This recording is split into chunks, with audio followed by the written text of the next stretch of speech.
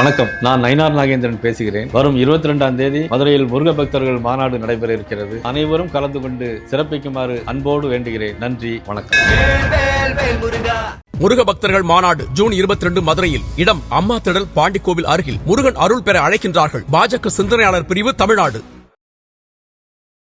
எனக்கு இது வேணும், இது கண்டிப்பாக வேணும் ஜோதிடர், இதுக்காக தான் நான் வந்திருக்கிறேன் அப்படின்னு ஒரு நேரம் உங்கள்கிட்ட வந்திருக்காரா? எந்த விஷயத்தை நீங்கள் சாதிச்சு கொடுத்துருக்கீங்க? உங்களுக்கு அந்த ரகசியத்தை இன்னைக்கு உடைச்சிருங்க. ஆகஸ்ட் மாதம் 24ஆம் தேதி 2016. ஏன் இந்த நபர் நம்ம மறக்கவே முடியாதுன்னா, அவர் வந்த ஒரு ஆண், அவர் டாக்டர். கண்டிப்பாக உங்களால் எங்களுக்கு வெற்றியை கொடுக்க முடியுன்ற நம்பிக்கையோடு வந்திருக்கேன் சார். எனக்கு குழந்தை பிறப்பு நடக்கணும், எங்களுக்கு குழந்தை வேணும். இதற்கு நீங்கள் என்ன வழி வச்சுருக்கீங்க? 8 வருட காலங்கள் இவங்க குழந்தை பிறப்பு தள்ளி போயிருக்குன்றப்போ நான் ஒரு விஷயம் சொன்னேன். இந்த 2016லேருந்து அந்த 2017 ஜூலை மாதத்துக்குள்ளே நான் சொல்கிற இந்த 4 கோயிலுக்கு நீங்கள் 2 பேரும் ஜோடியாக போயிட்டு வரணும். அதுக்கப்புறமா அவங்க 2 பேரும் சேர்ந்து எந்த சாந்தி முகூர்த்தம் ஃபிக்ஸ் பண்ணுறாங்க. சாந்தி முகூர்த்தம் ரொம்ப ரொம்ப முக்கியம். இப்போ நம்ம அதெல்லாமே விட்டுட்டோம் சார். அந்த காலத்துலலாம் பிளான் பண்ணி வைப்பாங்க. எந்த முகூர்த்தத்தில் வச்சா பெண் குழந்தை பிறக்கும், எந்த முகூர்த்தத்தில் ஆண் குழந்தை பிறக்கும்ன்றதெல்லாம் இருக்குது. கரெக்டாக இந்த பொண்ணுக்கு கேது மகாதசை முடிஞ்சு சுக்கிரதசை ஆரம்பிக்கும் போது தான் இவருக்கு குழந்தை பாக்கியம் உருவாகுது. அதுக்கப்புறம் அவங்களால நம்ப முடியல. அந்த பொண்ணுக்கு, சார் எனக்கு வளைகாப்பு நடக்கணும்னு ரொம்ப நாள் ஆசை சார். எத்தனையோ வளைகாப்புக்கு நான் போய் அப்புறமா ஸ்டாப் பண்ணிட்டேன் போகிறது. எனக்கு ரொம்ப ஒரு மாதிரி கில்ட்டி ஃபீலிங்காக இருக்குது, ரொம்ப ஏக்கமாக ஆயிடுச்சுன்னு சொல்லி, இப்போ நிஜமாவே எனக்கு வளைகாப்புன்ற போது எனக்கு நம்பவே முடியலன்னு சொல்லி காரைக்குடி கற்பக விநாயகருடைய பேரொருளால் அவர்களுக்கு அழகான ஆண் குழந்தை பிறந்து, அந்த குழந்தைக்கு அந்த விநாயகருடைய பேரான விக்னேஷ்னு வச்சாங்க. உலகெங்கிலும் இருக்கும் ஆன்மீக மெய்யன்பர்களுக்கும் ஆதன் ஆன்மீக நேயர்களுக்கும் பணிவான வணக்கமும் மனம் நிறைந்த வாழ்த்துக்களும். பொழுதை போக்குவதற்கு நிறைய நிகழ்ச்சி இருக்குது. மொபைல் எடுத்திங்கனாலே போயிடும், சிரிச்சுக்கிட்டே இருக்கலாம். ஆனால் சிந்திக்கிறதுக்கு ஒரு சில நிகழ்ச்சிகள் தான் இருக்குது. நம்ம வாழ்க்கை மாறுமா? நம்ம வாழ்க்கை எப்போ மாறும், எப்படி மாறும், யாரால் மாறும்? எப்போவுமே பயனுள்ள விஷயங்களை உங்களை நீங்கள் ஈடுபடுத்திக்கிட்டே இருந்தீங்கன்னா உங்களோட அடுத்த கட்ட நகர்வுக்கு அது கொண்டு போய்ட்டுருக்கும். போகிற போக்கில் ஏனோ தானோன்னு போனீங்கன்னா அதுக்கு தகுந்தப்போ தான் வாழ்க்கையும் இருக்கும். அந்த காலத்தில் நம்மளுக்கு பெரியவங்க சொன்னது எல்லாமே நல்லதுக்கும் நல்லது நடக்கிறதுக்காக தான். அதே போல் தான் இந்த நிகழ்ச்சியும் உங்கள் வாழ்க்கையில் பல நன்மைகளை செய்ய இருக்குது. இன்றைக்கும் நமது அதிர்ஷ்ட ஜோதிடர் அகில் சித்தார்த் அவர்கள் வாழ்க்கைக்கு பயனுள்ள விஷயங்களை சொல்ல தயாராக இருக்கிறார். அவரை உங்களின் சார்பில் வணங்கி வரவேற்போம். ஐயா வணக்கம். ஐயா வணக்கம். ஐயா வணக்கம். வணக்கம். ஒரு நிகழ்ச்சியும் நம்மளுக்கு எந்த வகையில் பயனுள்ளதாக இருக்குது அப்படிங்கிறத நேயர்கள் பார்த்துட்ருக்காங்க. சூப்பர் ஸ்டார் சொன்ன மாதிரி குறை சொல்லாத வாயும் குறைக்காத நாயும் இருந்துக்கிட்டு தான் இருக்கும். நம்ம தான் தாண்டி போக முடியும். குறை சொல்பவர்கள் சொல்லிக்கிட்டே இருக்கட்டும். நம்ம எத்தனையோ பேர் வாழ்க்கையை அப்படின்னு மாற்றி வச்சுருக்கோன்றது அவங்களுக்கும் உங்களுக்கும் தெரிஞ்ச ரகசியம். எனக்கு இது வேணும், இது கண்டிப்பாக வேணும் ஜோதிடர், இதுக்காக தான் நான் வந்திருக்கிறேன். என்ன சொன்னீங்களான்னு சரியா, எனக்கு அத்தியாவசியமாக அப்படின்னு ஒரு நேரம் உங்கள்கிட்ட வந்திருக்காரா? எந்த விஷயத்தை நீங்கள் சாதிச்சு கொடுத்துருக்கீங்க? உங்களுக்கு அந்த ரகசியத்தை இன்றைக்கி உடைச்சிருங்க. நிச்சயமாக. ஆதன் ஆன்மீக நேயர்களுக்கு என்னுடைய அன்பான வணக்கங்கள். பொதுவாகவே பார்த்திங்கன்னா, ஜாதகம் கேட்க வர்றவங்களில் நிறைய வகையாக நம்ம பிரிக்கலாம். சிலர் வரும்போதே பல ஜோதிடர்கள்ட்ட பார்த்துட்டு நம்மள்ட்டையும் வருவாங்க. அப்போ ஒவ்வொரு ஜோதிடரும் அவங்க ஜாதகத்தை கூராய்வு செஞ்சுருப்பாங்க, போஸ்ட்மார்ட்டம் பண்ணியிருப்பாங்க. உனக்கு அதிநீசமாக போச்சு, இது உச்சமாக இருக்குது, இது உனக்கு மறைவு ஸ்தானத்தில் இருக்குது, இது உனக்கு ஆகாது, இதுக்கு ஆகும். ஒருத்தர் ஒரு கோயில் போன்னு சொல்லியிருப்பாங்க, ஒருத்தர் போகாதுன்னு சொல்லியிருப்பாங்க. சார் அவர் சொல்லி போனேன், அதனால் பெரிய பிரச்சனை ஆயிடுச்சு, நீங்கள் இந்த கோயில் போக சொல்கிறீங்களே என்ன ஏது, இப்படி நிறையா அந்த ஜாதகங்களை கூராய்வு பண்ணியிருப்பாங்க. அப்போது ஒரு ப்ரீகன்சீவ்டு ஐடியாவோடய வருவாங்க. நம்மளை பேச விட மாட்டாங்க, அவங்களே பேசிகிட்டு இருப்பாங்க. நான் என்ன பண்ணணுன்னு உட்காந்து அவங்க சொல்கிறது கேட்டுட்ருப்பேன். அதுக்கப்புறம் அவங்க எல்லாம் பேசி முடித்து அவங்க அப்படியே மூச்சு வாங்குவாங்க. இதெல்லாம் கடந்து வந்தேன் சார் அப்படின்ட்டு. அப்புறம் நான் சொல்லுவேன், இதுக்கப்புறம் நான் பேசுகிறேன், நீங்கள் சொல்கிறத கேளுங்க அப்படின்னும் போது நான் ஒரு புது பெர்ஸ்பெக்டிவை காட்டும் போது அவங்களுக்கு அது வியப்பாக இருக்கும். அது எல்லாமே அவங்களுக்கு லைஃப்பில் அவங்களுக்கு மட்டுமே தெரிந்த விஷயங்களாக இருக்கும். அப்போ மெல்ல மெல்லமாக சரி இவன் சொல்கிறது கேட்கலாம் போலையே, இது சொன்னால் நடந்துடும் போலையேன்ற அந்த ஒரு நம்பிக்கை அவங்களுக்கு பிறக்கும். எனக்கு ஒரு தீர்க்கமான நம்பிக்கை சாமி. நம்ம மக்கள் வந்து பார்த்திங்கன்னா, நம்ம ஒரு தப்பு செஞ்சோம்னா இது தப்பு, இது தப்பாக இருக்குது அப்படின்றத தெளிவாக சொல்லிடுவாங்க. அதே போல் சரியாக இருக்குன்னாலும் இது சரியாக இருக்குது, நீ கரெக்டாக சொல்கிறீங்க அப்படின்றத சொல்லுவாங்க. அப்போ நம்ம ஒரு துறையில் இயங்கிகிட்டு இருக்கோம், அது இத்தனை வருட காலமாக இயங்கிகிட்டு இருக்கோம். அப்போ நம்ம சொல்கிற விஷயங்கள் வந்து அவங்க லைஃப்பில் கரெக்டாக இருக்குது, கரெக்டாக சொல்லிகிட்டே இருக்கோம்னா நாம் பாராட்டு கேட்க தேவையில்லை, அவங்களே சார் சூப்பர் சார் அப்படின்னு தான் சொல்லுவாங்க. அந்த வகையில் அவங்களுடைய குழப்பம் விலகி, அந்த மேகம் விலகி, அந்த அந்த அந்த அந்த அந்த குழப்பமெல்லாம் நிறைய விலகி, நான் இதை செஞ்சால் போதுன்றது எனக்கு தெரிஞ்சிச்சு சார், நன்றி அப்படின்ட்டு போய் அதை முறைப்படி செஞ்சு ஜெயிச்சிருவாங்க. இன்னும் சிலர் இருக்காங்க, அவங்க என்ன பண்ணுவாங்க, நம்பிக்கை இல்லாமலேயே வாழ்க்கையை ஓட்டுறது, நம்பிக்கை இல்லாமலே வர்றது. இவங்க நிறைய ஜாதகம் பார்ப்பாங்க சார், இந்த நம்பிக்கையே இல்லாதவங்க நிறைய ஜாதகம் பார்ப்பாங்க. அவங்க எந்த ஜோதிடர் சொல்கிறதையும் கேட்க போகிறது கிடையாது. இது ஒரு ஹாபியாகவே, இது ஒரு வாழ்க்கை பயணமாகவே வச்சுருப்பாங்க. ஜாதகனோட எடுத்துக்கிட்டு ஒவ்வொரு ஜோதிடராக பார்க்குறது. ஆனால் எந்த ஜோதிடர் சொல்கிறதையும் கேட்குறது கிடையாது. ஏன்னா அவங்க சொல்கிறத அவங்க நம்புறது கிடையாது, தன்னை தானும் நம்புறது கிடையாது. இவங்க தான் ரொம்ப டேஞ்சர். 1000 ஜோதிடர் இருக்காங்க, அதில் ஒரு ஜோதிடர் சொல் பேச்சு கேட்டாலே அவங்க ஜெயிச்சிடலாம். அப்போது இவன் இந்த மாதிரி ஆட்கள் மட்டும் வரும்போது நாம் இதெல்லாம் செஞ்சால் ஜெயிச்சிருவீங்க அப்படிங்களா, ஜெயிச்சிருவோமா அப்படிலாம் கேட்டு கடைசியில் அதை செய்யாமலே விட்டுடுவாங்க. திருப்பி வருவாங்க. திருப்பி வரும்போது நான் பார்த்தவொன்னே இந்த ஜாதகமானு தெரிஞ்சு போயிடும். நான் சொன்னேன் லாஸ்ட் டைம் அதெல்லாம் செஞ்சிங்களா, முயற்சி பண்ணேன் ஆனால் நடக்கலை, நீங்கள் முயற்சியே பண்ணியிருக்க மாட்டாங்க, இதை செஞ்சால் அது நடந்துட போதா, எப்படி நடக்கும் அப்படின்ற ஒரு உணர்வில் தன் வாழ்க்கை இப்படி தான் இருக்கணும், நம்ம புலம்பிக்கிட்டே இருக்கணுன்றது அந்த அந்த புலம்பலே அவங்களுக்கு ஒரு ஹாபி ஆகிடும் சாமி.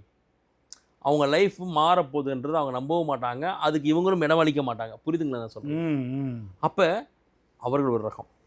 இந்த 3வது ஒரு ரகம் தான் நீங்கள் கேட்ட கேள்வி. வரும்போதே இந்த ஜோதிடரை டெஸ்ட் பண்ணி பார்க்குற அந்த ஐடியாலாம் இருக்காது சாமி. அவங்க ஆல்ரெடி நம்மளை பற்றி பேக்ரவுண்ட் செக்லாம் முடிச்சுட்டு இவன் சொன்னால் நடக்குதுன்றாங்க, இவன்ட்டு தான் பார்க்கணும், இவன் வீடியோஸ்லாம் சூப்பராக இருக்குது, நான் போகிறேன் பார்க்குறேன் அப்படின்னு முடிவு பண்ணி பாயிண்ட் பிளாக்காக வருவாங்க. ஃபோன் எடுத்தாலோ இல்லை நேரில் வந்து உட்காந்தாலும், வணக்கம் சார், எனக்கு இது வேணும், இதுதான் வேணும், இதுக்கு தான் நான் வந்திருக்கேன், நீங்கள் எனக்கு இதுதான் தீர்வு சொல்லணும், தேவையற்ற எந்த பேச்சும் வேண்டாம், சூரியன் அங்கே இருக்குது, சந்திரன் இங்கே இருக்குது, ராகு இது எதுவுமே வேண்டாம், எனக்கு இது வேணும். இவங்க தான் ரொம்ப டாப்பு சார்.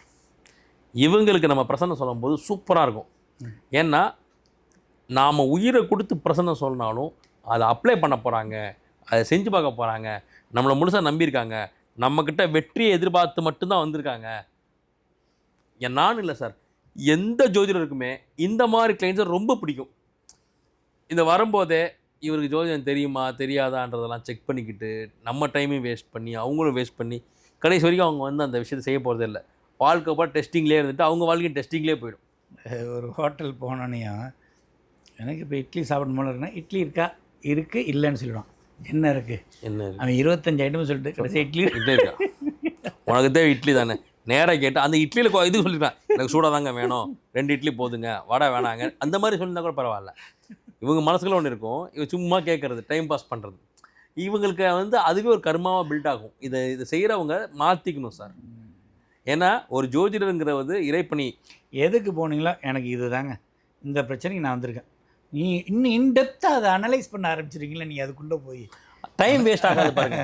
போகிறீங்க ஒரு கடைக்கு, மளிகை கடைக்கு போகிறீங்க, எனக்கு 4 கிலோ கடலைப்பருப்பு வேணும்னா கடலைப்பருப்பு கேட்டு போயிடணும். உங்கள் கடையில் என்னதான் இருக்குன்னு கேட்டால் அவருக்கு கோவருமா இல்லையா? மளிகை கடைக்கார்ட்ட மளிகை கடைக்காரருக்கு கோவருமா இல்லையா? எனக்கு 1000 வேலை இருக்குது, என் கடையில் 1000 இருக்குது, உனக்கு என்ன வேணும் கேட்பாரா இல்லையா? அதுதானங்க ஜோதிடம். ஸோ இந்த மாதிரி பாயிண்ட் பிளாக்காக வர்றவங்க தான் ஜெயிக்கிறாங்க சாமி. அப்போ 2016 என் நினைவு சரியாக இருந்தால் ஆகஸ்ட் மாதம் 24ஆம் தேதி 2016. இன்னைக்கு 16னா இன்னைக்கு 25 இருக்கோம். நம்ம கிட்டத்தட்ட 10 வருடம். ஏன் இந்த நபரை நம்ம மறக்கவே முடியாதுன்னா, அவர் வந்த ஒரு ஆண், அவர் டாக்டர், அதை மறக்கவே முடியாது என்னோட. அவர் வந்து கேட்குறாரு, சார் நான் மேரிட் சார், கல்யாணம் ஆயிடுச்சு, நானும் டாக்டர், என் ஒய்ஃபும் டாக்டர், நாங்கள் அலோபதி மருத்துவம் பண்ணிகிட்ருக்கோம், எத்தனையோ நோய்களுக்கு நாங்கள் மருந்து கொடுத்து அது சக்ஸஸ் ஆகிருக்கு, பட் எங்கள் 2 பேருக்கும் குழந்தை இல்லை. நாங்களே மருத்துவத்துறையில் இருக்கோம், 2 பேரும் மருத்துவத்துறையில் இருக்கோம். நாங்கள் எல்லாத்தையுமே சயின்ஸாக பார்க்குறவங்க தான். பட் ஆனால் எங்களுக்கு குழந்தை பிறப்புக்கு எல்லாமே கரெக்டாக இருக்குது. இப்போ ஒருவேளை எங்கள் 2 பேருக்குமே உடல் அளவில் பிரச்சனை இருந்திருந்தால் நாங்கள் என்ன பண்ணியிருப்போம், ஓகே ஒன்றும் பிரச்சனை இல்லை, நமக்கு உடல் அளவில் பிரச்சனை இருக்குது, இது தீர்க்க முடியாது சயின்ஸ் படி, நம்ம எத்தனையோ பேருக்கு அட்வைஸ் பண்ணுறோம், நாம் ஒரு குழந்தைய அடாப்ட் பண்ணிக்கலாமே அப்படிங்கிற முடிவுக்கு நாங்கள் எப்பயோ போய் அடாப்ட் பண்ணியிருப்போம். இந்த இடத்துக்கு எல்லாமே பக்கா, எல்லாம் பக்கா. அப்போ அதனால எங்களால் அந்த அடுத்த திங்கிங் போக முடியல. எதனால் எல்லாமே கரெக்டாக இருக்கு, கை மேலே இருந்துக்கிட்டு ஏன் அதை நம்ம வந்து தவறு விடணும். என் ஒய்ஃபும் டாக்டர் தான். எங்களுக்கு குழந்தைய அடாப்ட் பண்ணுறதுலையோ ஒரு ஒரு கடவுளின் குழந்தைய நாம் தத்தெடுத்து வளர்க்குறதுல எந்த மனத்தடையும் இல்லை. ஆனால் சுமந்து பெக்கிறதுக்கு எல்லா தரவுகளுமே கரெக்டாக இருக்கும்போது நம்ம ஏன் அதை விட்டு கொடுக்கணுன்ற ஒரு வேட்கை வந்து எனக்கும் என் மனைவிக்கும். நான் கூட ஒரு ஸ்டேஜில் வந்து சரி நமக்கு ஏதோ ஒரு பிரச்சனை இருக்கும் போல் நம்ம குழந்தை அடாப்ட் பண்ணிக்கலாம்னா என் ஒய்ஃப் சொல்கிறா, எனக்கு வந்து குழந்தை பெற்றுக்கணும், அதுக்கு என்ன பண்ண முடியுமோ சொல்லு அப்படின்னு வந்து நின்றுட்டா சார். இப்போ டெய்லி நான் வீட்டுக்கு போது அவ முகத்தை தான் பார்க்குறோம். நானும் நைட்டு ஃபுல்லாக கிளினிக் முடிச்சுட்டு வர்றேன், அவளும் முடிச்சுட்டு வர்றா. ஆனால் நான் வீட்டுக்குள்ளே வரும்போதே ஒரு சூனியமாக இருக்குது. எங்கிட்ட பணம் இருக்குது, அந்தஸ்து இருக்குது, புகழ் இருக்குது, கைராசியான மருத்துவர்களாக இருக்கும். அவளும் படித்தவன் டாக்டரு, நானும் படித்தவன் டாக்டரு. திருமணமாகி எவ்வளோ வருஷம் ஆச்சு? திருமணமாகி 8 வருடங்கள் ஆயிடுச்சு. குழந்தை இல்லாமல் இருக்காங்க. குழந்தை இல்லாமல் இருக்கிறாங்க. எவ்வளோ பேருடைய கேள்வி பதில் சொல்லணும். இவ்வளோ பெரிய கேள்வி பதில் சொல்லணும். ஊருக்கெல்லாம் வைத்தியம் பார்க்குறீங்க, உங்களுக்கு ஒரு வைத்தியம் பார்த்துக்க மாட்டீங்களா? இவங்க அம்மா அப்பா கேட்குற கேள்வி கேட்குறாங்க. 2வது நாங்கள் இது வரைக்கும் சோஃபார் நானும் என் மனைவி சக்ஸஸ்ஃபுல்லாகவே வந்துட்டோம். ஆனால் ப்ரொஃபஷனில் கிங்காக பைசா நிறைய. ஆமாம், பைசா நிறைய இருக்குது, கைராசியான டாக்டர். நாங்கள் தொட்டதெல்லாம் ஹிட்டு சார். இங்கே வந்து செக் வச்சுட்டாங்க கடவுள். ஆனால் ஒரு விந்தையாக இருக்குது. ஃபிசிக்கலாக மெடிக்கலாக நாங்கள்லாம் ஃபிட்டு அப்பா அம்மா வர்றதுக்கு. பட் குழந்த உருவாகலை. என்ன மாயமந்திரம் ஆயிடுச்சு. இப்போ என் மனைவியை பார்க்கும் போதெல்லாம் ஒரு கேள்வி தான்.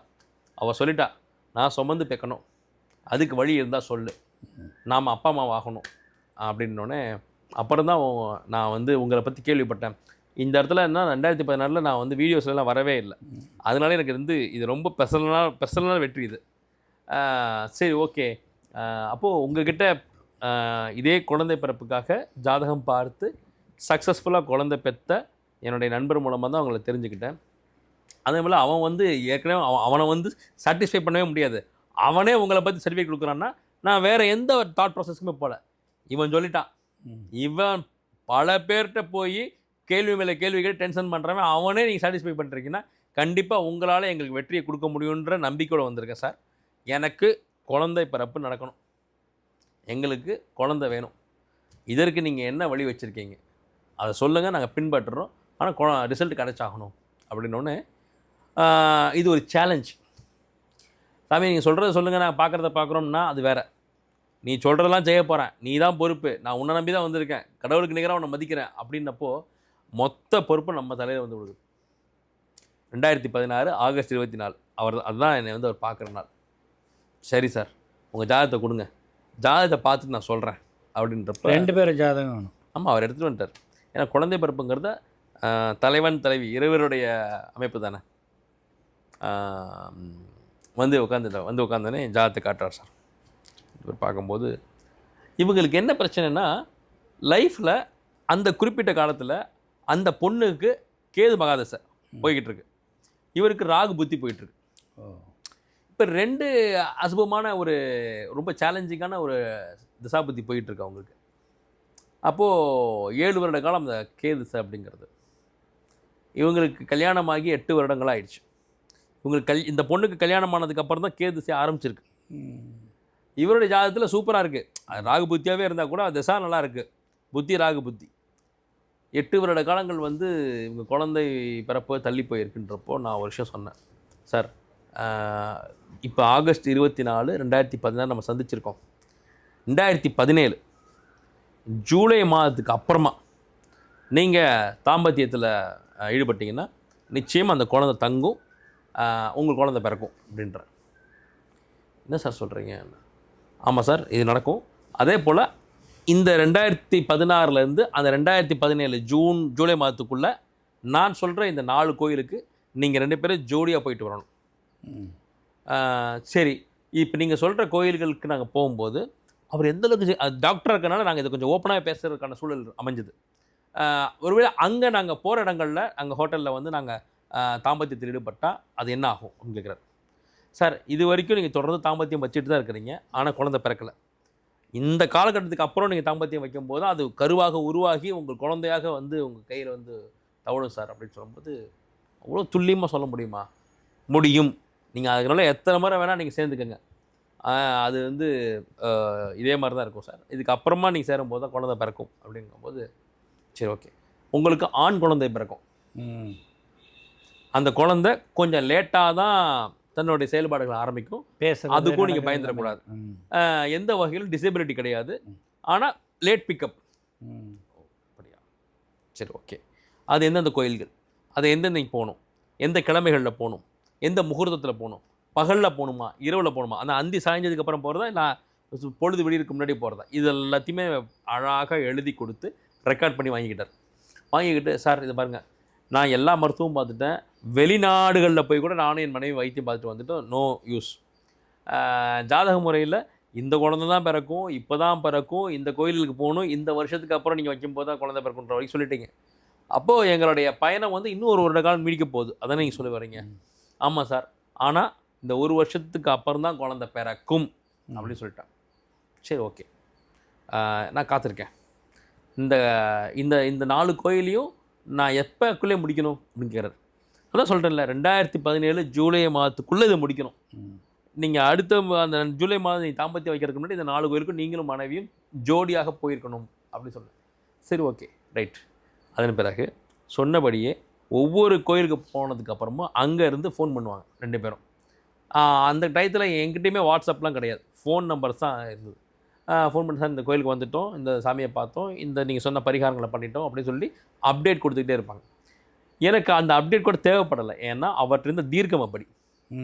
எனக்கு இது வேணும், ரிசல்ட் வரணும், அதுக்கு நீ சொல்லியிருக்க, நான் அதை செய்கிறேன் அப்படின்னு சேர்ந்து பயணிக்க போகிறோன்ற உத்வேகத்தோடு போயிருக்கிறார்.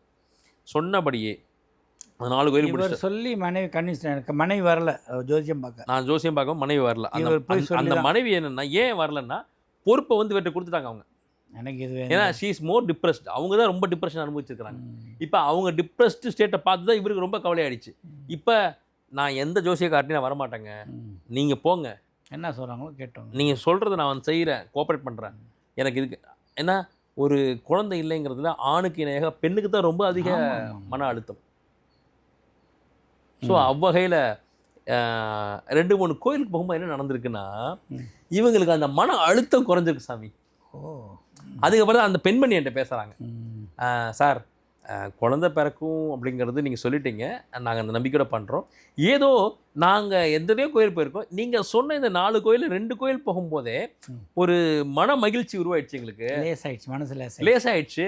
நானும் இவருமே ரொம்ப நாள் கழிச்சு போய் சந்தோஷமாக ஹாப்பியாக ஃபீல் பண்ணுறோம், பேசுகிறோம், நாங்கள் ஹாப்பியாக பேசுகிறோம், அது என்னவோ சந்தோஷமாக இருக்குது. இப்போ தான் எங்களுக்கு புதுசாக மேரேஜ் ஆன மாதிரி இருக்குது. இந்த மாதிரி நாங்கள் சிரித்து சந்தோஷமாக ஜோக் அடித்து சிரித்ததெல்லாம் எங்களை மேரேஜ் ஆன அந்த முதல் வருஷம்தான். அப்புறம் குழந்தை பாக்கியம் எப்போ இன்னும் வரலையேன்னு பேச்சு ஆரம்பித்த காலகட்டத்திலேருந்து இந்த கோயிலுக்கு வந்த நாள் வரைக்கும் நாங்கள் வந்து சரிசமாக பேசிக்க கூட இல்லை.